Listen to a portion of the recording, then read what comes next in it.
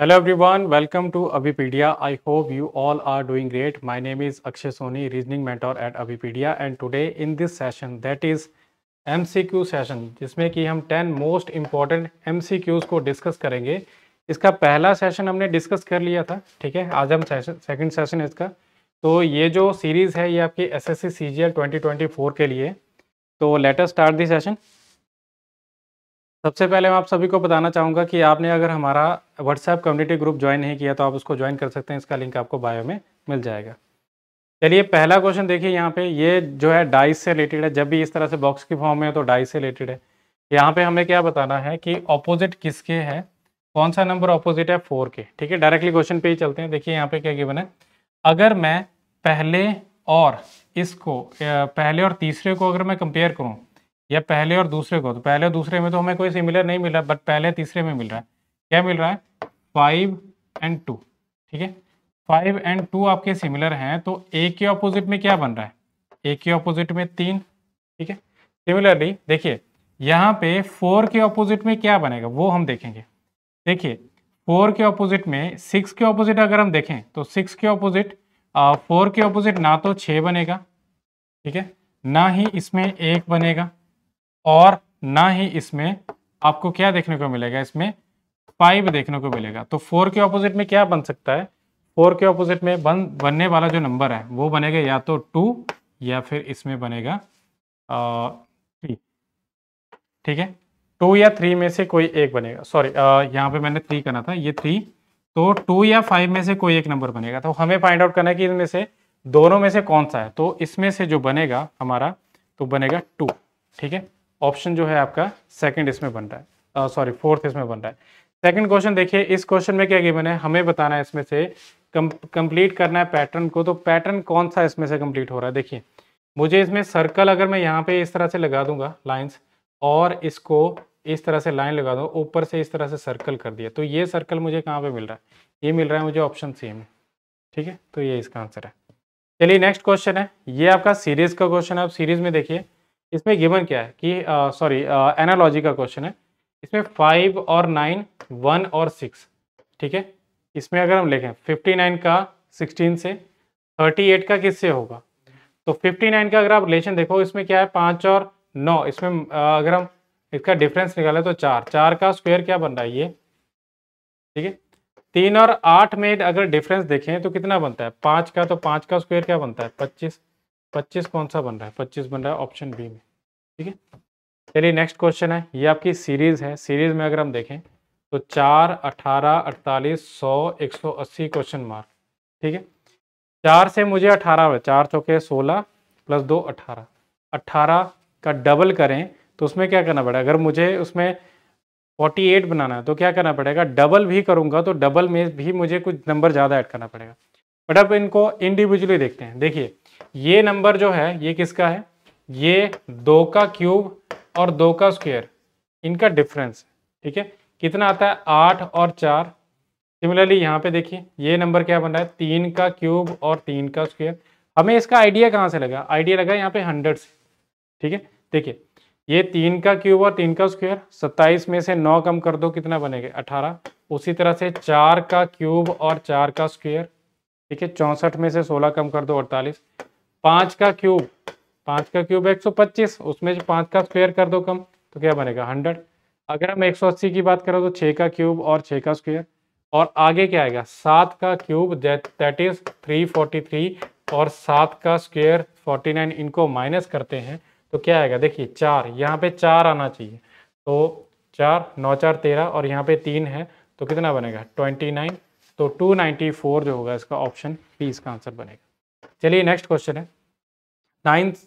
इसमें हमें जो सीरीज आगे दी हुई, इसमें हमें बताना है कि 9 से 12, 12 से 18, क्वेश्चन मार्क 54 और 102। अब देखिए यहाँ पे कुछ ना कुछ जो है इसमें मल्टीप्लिकेशन इन्वॉल्व है। अगर आप ध्यान से देखें तो ये 54 का डबल अगर हम कर दें तो कितना बनेगा?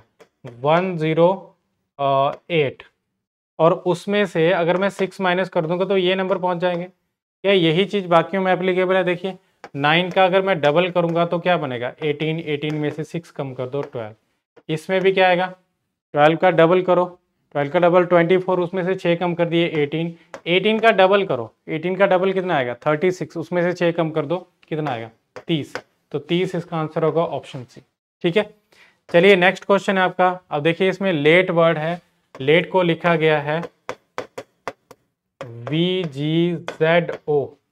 ठीक है, तो इसमें किस तरह से इसको लिखा गया है ध्यान से देखें। तो ये क्या मिल रहा है, ये नंबरिंग को अगर हम लिख दें तो इससे आपको आइडिया हो जाएगा।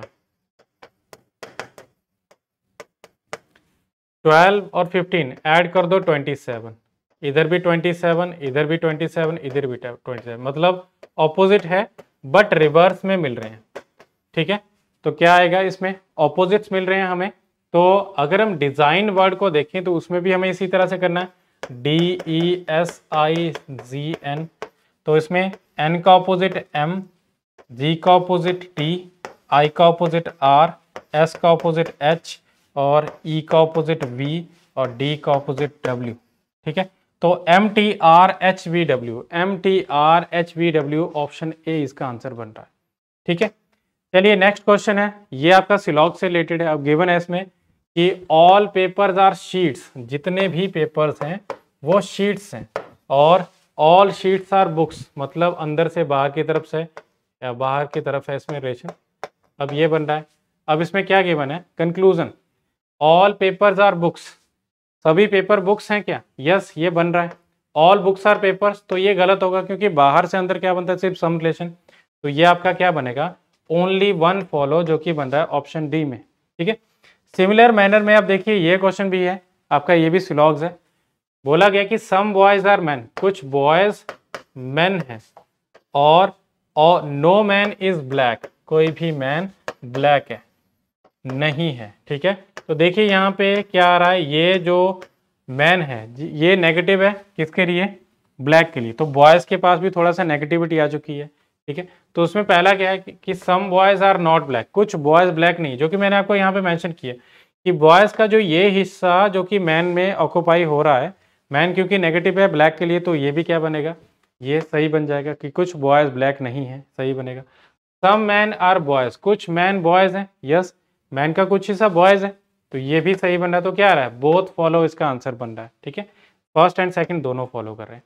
अब ये क्वेश्चन है आपका, ये आपको रैंकिंग से रिलेटेड है।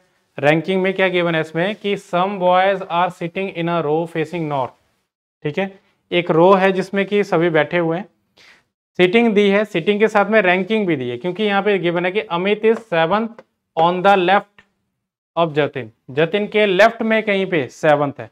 ठीक है, Vinay who is 20th in the row from the left is 7th to the right of Jatin, उसके राइट में है। ठीक है, तो ये मान लीजिए जैसे जतिन है, जतिन के 7 राइट में, अगर हम इस तरफ देखें तो इन दोनों के बीच में आएंगे 6 पर्सन, और यहाँ पे उसके राइट में यहाँ पे विनय बनेगा। ठीक है, VINAY,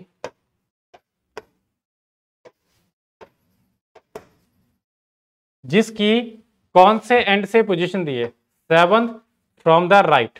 ठीक है, जो कि लेफ्ट से कौन से नंबर पे है, लेफ्ट से है 20th नंबर पे, और राइट में किसके, राइट में है ये 7th on the right of Jatin, तो जतिन के 7वें राइट पे है। ठीक है, ये हमने बना लिया।